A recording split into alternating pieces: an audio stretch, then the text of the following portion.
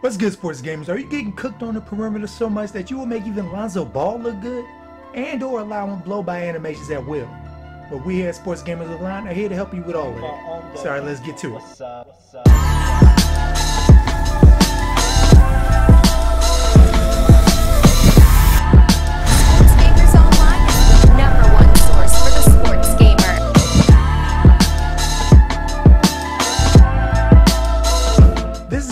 Some of you probably have seen all too many times in your 2K games, but mastering how and when to use a few buttons on your controller will keep guys in front of you and prevent ball handlers from blowing by you like wet paper. But first is understanding the basics, and that starts with getting in a proper defensive stance, which you do by holding LT on your Xbox controller and L2 on PS4. This lets you take short, quick side steps around the court, opposed to you just standing straight up, which for my real life ballers out there knows the recipe for disaster, as you really lack any kind of balance to react to quick changes in direction by the ball handler. Now by holding LT and RT, or L2 and R2, activates the quick shuffle to defend the quicker ball handlers, who will mainly be the point or shooting guard. Now it isn't a one-stop shop. How fast they shuffle their feet depends on how high their lateral quickness rating is.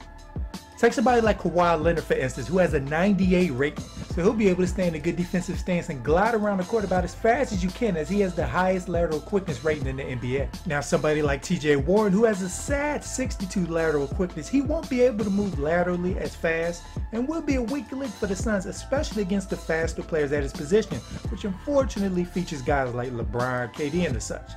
So Warren, who isn't known as a good defender in real life, is missing a key attribute that many top defenders have, which is the ability to move your feet. Then of course, who you're guarding determines how close or far back you are to them. So a guy who can't shoot, you want to give them a bit of space, which also gives you some buffer room in case you don't react as fast to their move. Then if you're facing guys like Steph Curry, you obviously want to be all up in their face, but are much more likely to give up a drive. But having a great lateral quickness rating, aka the ability to move your feet, will help you to defend it, which I'll go over shortly. And while defending, you want to maintain a consistent depth. What I mean by that is this: let's say somebody goes from the left to the right in a straight line. You don't want to move in a zigzag. You want to match their path, whether it be holding LT or L2 or both for the quick shuffle. If they move sideways, don't start to run at them, run with them. It's important to be consistent in your depth so you're not giving up positioning for an easy three-pointer or drive. So you don't want to give them something they basically did nothing to earn. It's also important on the perimeter more so to not leave your feet. Your best option is to move the right stick towards the ball handler, to put your hands up to contest the shot, because having your hands up decreases your opponent's chances of making it. And if they don't end up shooting, you're still in great position to defend whatever comes next. You see here, Kyrie Irving tries to do a quick catch and shoot, and Tyus Jones has his hands up, forcing a miss. Or another one here, he thought he had a wide open shot, but with a hands up, forces a brick. Mark Gasol, I'm actually mad he made this, but you see, I don't bite on the pump fakes, keep my hands up, and he still hits it. He's a good player. They make those type of shots, I guess, so sometimes you have to live with the result, but the process was correct. Even LeBron versus Paul George, I keep my hands up and ultimately gets him to miss the shot. Or Kawhi getting the reason to miss the hoop completely. Using the right stick to affect shooters is the move this year. Now for the dreaded blow-by. A few of the reasons it works is because you stop moving with the ball handler, not in good position to recover, move your player towards the ball handler, or can't match the speed they're moving, so once the animation stops, you have no way of catching up. So you're gonna want to utilize the left trigger, which is the defensive stance, the left stick to move your guy, turbo to keep up, and the right stick to affect the shot at different points to cut off the angle the blow-by creates as fast as you can while contesting any shot the opponent decides to do.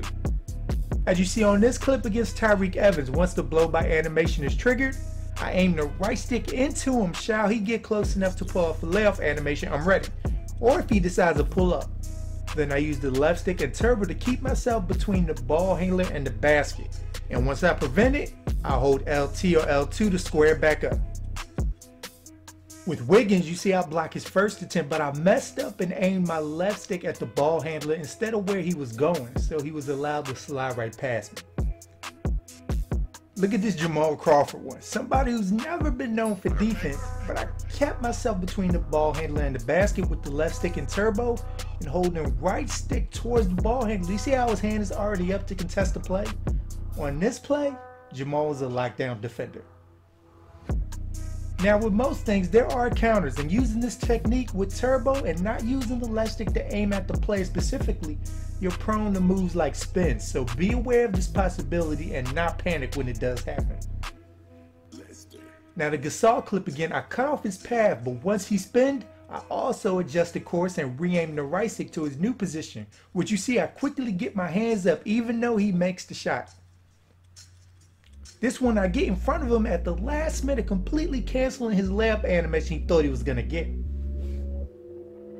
Now this one was beautiful. Look how in position Paul George is on the LeBron drive. You see, once the animation ends, I lock back in my stance with the hands up, completely throwing them off.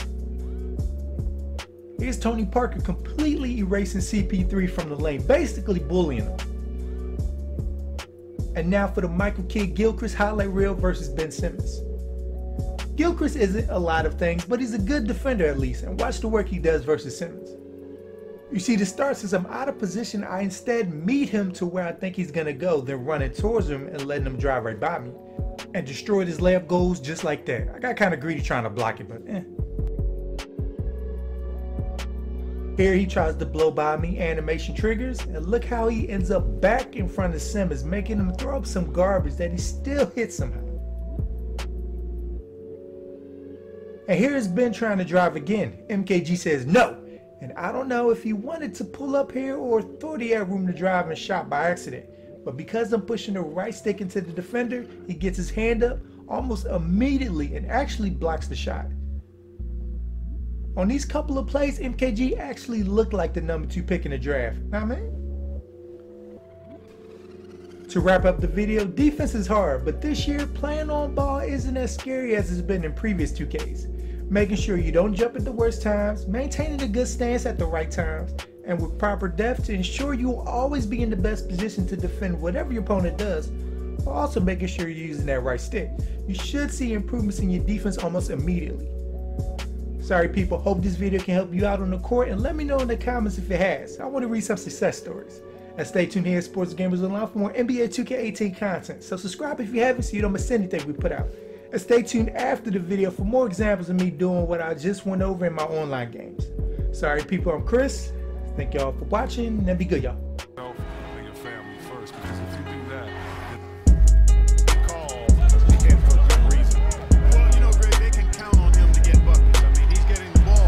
so much work and intensity on it because you have to build up so much trust because the reason why guys to Harrison, and here's Green outside going into today's game. It's an opportunity for them to play in it over. So I would say naturally I was pretty good, but it was repetition for Parsons and Harrison in for Ennis. Here's Evans. It's always tough, but they were the better team on that night. Question about it, honed in completely. They demonstrated real grit in a tough place. There's McLemore. Now in the scoring column with that, the floor brought to you by Gatorade, all fueled up for the second half. Setting the floor for the Hornets, just a shade and 20 points a game right now. Back to Green on the wing. Shot clock at 6. Memphis moving it around. Another shot. I don't think coddling works, and beating him to death mentally doesn't work either. Yeah, you know, continue to pour it on them. That's what they want to do right now. Doing their best to put this game out of them. Everything. He said analytics can measure a lot of things, but it's very difficult to measure drive. Imagine in the Houston's gone 0 of 2 from deep here. Passes to Anderson.